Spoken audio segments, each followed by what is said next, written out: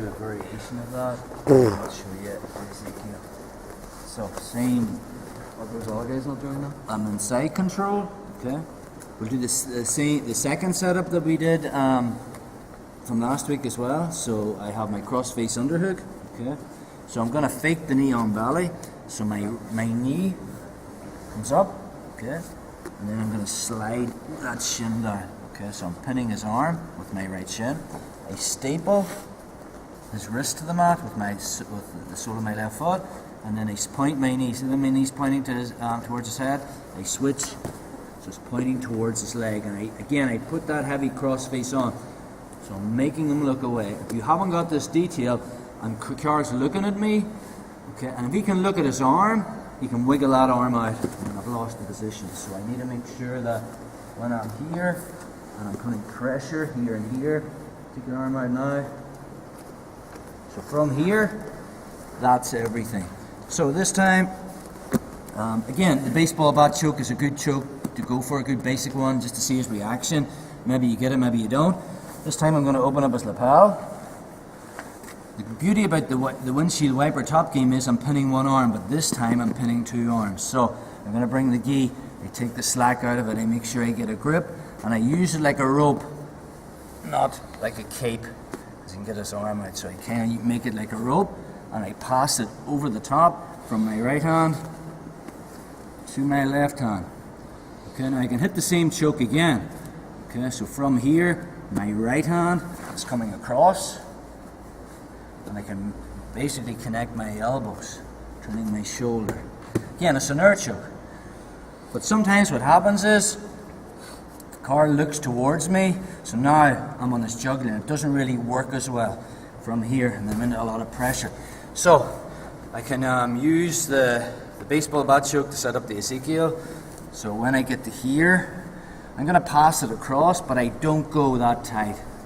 I want him to free his hand. So from here, I pass it, but I don't go super tight.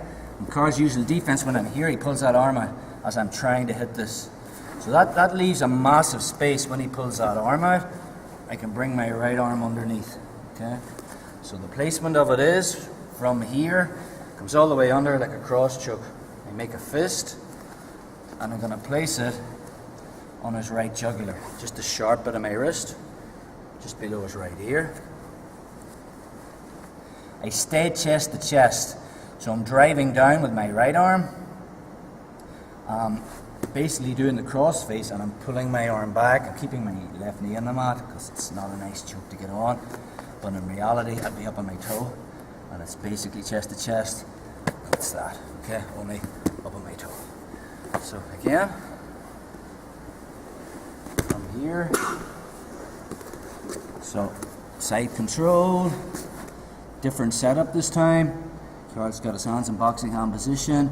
I keep the cross face underhook, I slide to knee on belly, like a fake knee on belly, then I'm going to rotate my shin across that arm, and I'm going to staple it. So my left sole of my foot goes in his wrist, my knee's pointing this way, I switch, pointed this way, and I heavy on that cross face again. Again, more than often this guy's making frames with his forearm, but we will look at on different arm placements. So I pull out the gi, and I bring it across, but I don't go super tight. You can go tight and just go for the baseball bat choke again. I'll keep it loose. Okay. Now Carl's defense, when I switch to the baseball bat choke, the first thing he's going to do is he'll turn his head. So I'm not on his larynx, it becomes a blood choke, and then he'll pull that arm out, and as he does, I switch. The second he pulls his arm out, there's a space here. So my right hand comes through, goes in his jugular, this one comes down, I'm on my toe, and I'm just pressing down with my right fist, straightening my left arm. The difference in the two chokes is I'm chest to chest, I'm not turned. Yeah.